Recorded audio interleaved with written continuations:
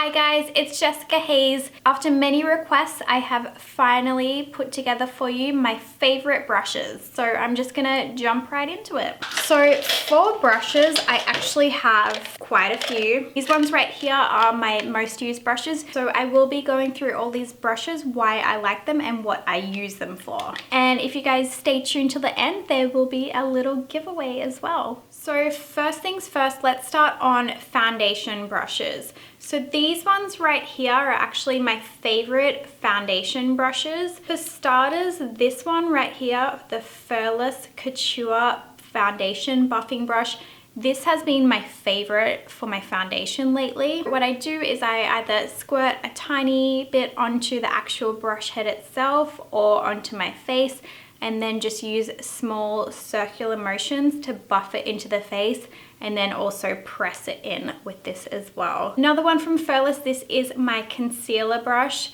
So this is also from the Couture collection, and this I really like for underneath the eyes. The reason why I like it is because it's almost shaped just kind of like my ring finger that I would usually put my concealer on with.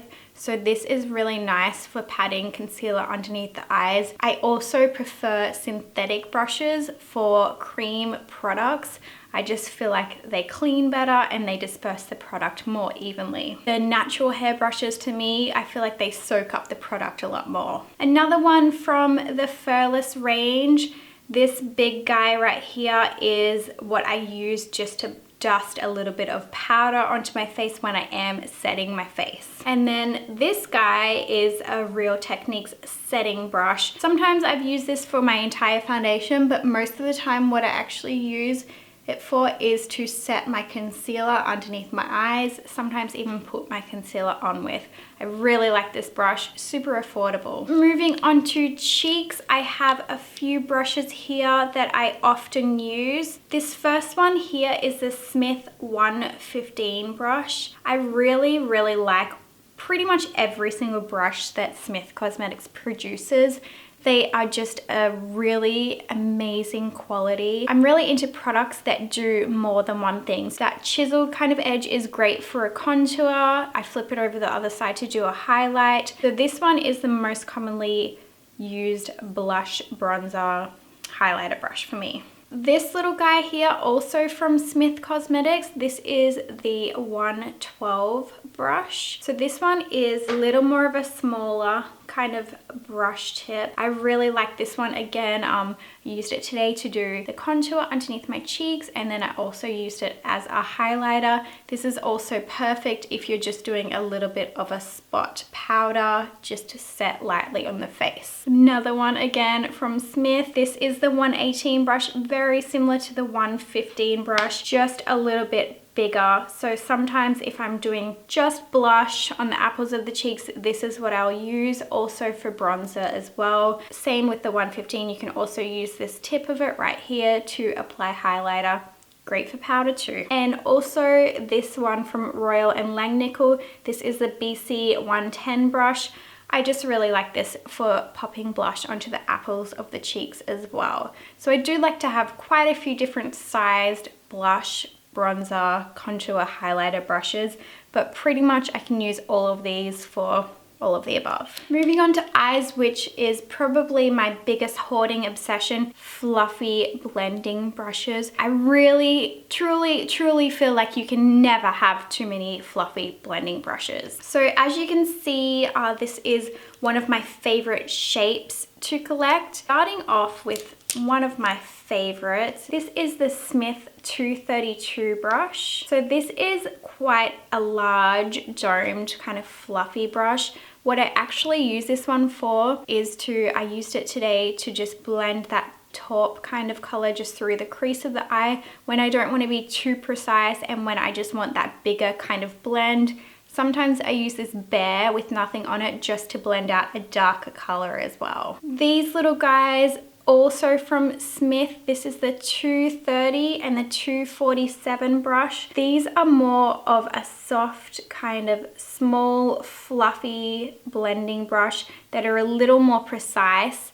Because they are a little more pointed and small, Those ones are great to get into the crease of the eye. So if you want more of a precise kind of crease, these are the brushes that I will use for that. Then we also have these two. These are both Morphe brushes. This is the M502. Actually, this is a crown brush, the Deluxe Crease. Both very similar to each other. Both, I feel like, total dupes for the MAC 224 brush. This is another one that I like to use with a really soft color just through the crease of the eye to blend out a darker color. These brushes are super important to have. Another one that I am obsessed with, this is the Morphe M514 brush.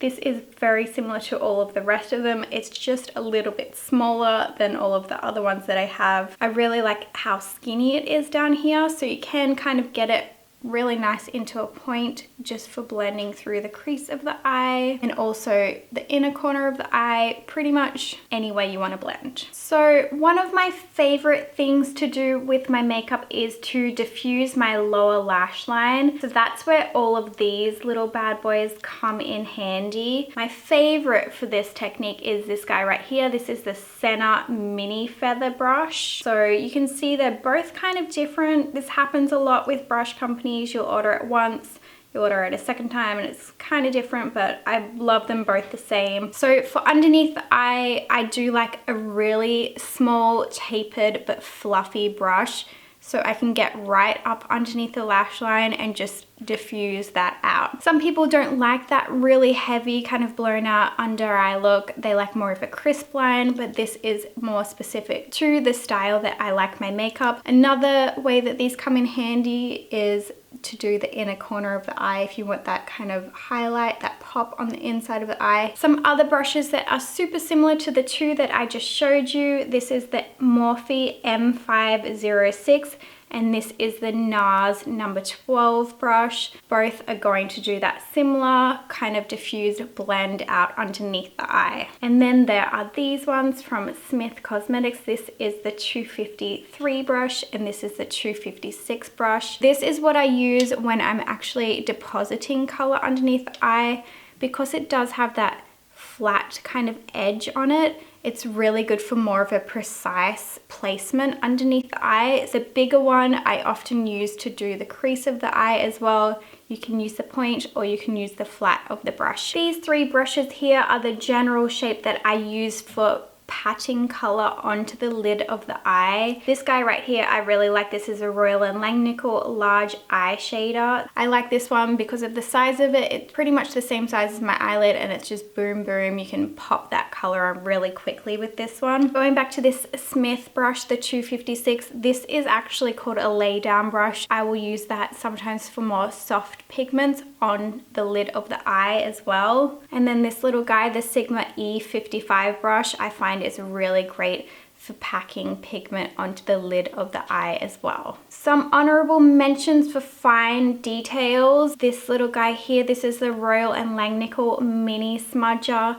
Sometimes if I am doing a little more of a precise placement on the eye, I will use this. It is nice and small but domed, so you can blend with it as well. The Morphe M502 is really great for another precise placement. I don't cut crease very often, but I think that would be great at getting a really precise cut crease. This little guy, the Morphe M505, is also another great one for precise placement underneath the eye too. It is a little more firm, so it is great at blending out eyeliner on top of the eye if you do want more of a smoky, smudgy effect rather than a crisp look. Another Smith brush, this is the Smith 202. This is an extremely fine liner brush. I love this for doing detail, very fine liner or lip art looks. This is very fine and very precise. Also, this little guy, another Royal & Langnickel. This is the brow and lash brush. This is what I use if I ever use creams through my brows. It's nice and sharp and pointed, but it's also a little bit firm as well. It is great for those cream pomade style brow products. And it has a little spoolie on the end as well, which is great at brushing that product out of the brows if you apply too much. Speaking of spoolies, my all-time favorite, the Smith 214. I like to get things done quickly, and this almost being the size of my eyebrow is just gonna get the job done quick. Moving on, for lips, these are my all-time favorite lip brushes. This is the Smith 302 and the Smith 304 brush. This one right here, the Smith 302, definitely wins for favorite lip brush award. The reason why I like it, the shape of it, it's really easy to get that crisp kind of defined cupid's bow when you are doing that super perfect liquid lip look. Well, that, guys, was all of my favorite and most used brushes. I hope that you found this helpful. To me, brushes should be an investment. I think that they make all the difference between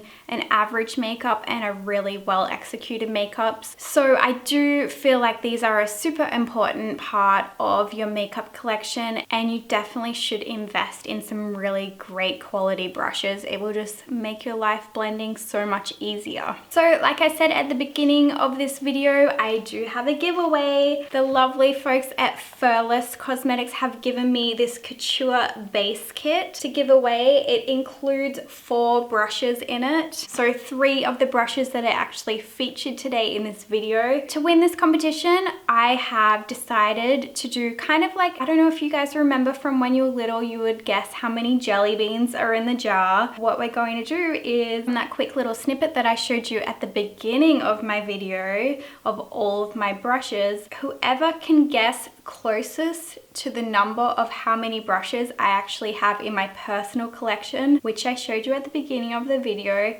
will win this Furless Couture brush line. So get guessing, guys, and make sure you comment below how many brushes you think are in my personal collection. Thank you so much for watching this video. I hope you guys have found this helpful. Make sure you comment below to enter into the competition, and I will make sure I link all of these products and brushes where you can get them below. And you guys have an awesome week. I will see you next week. Bye.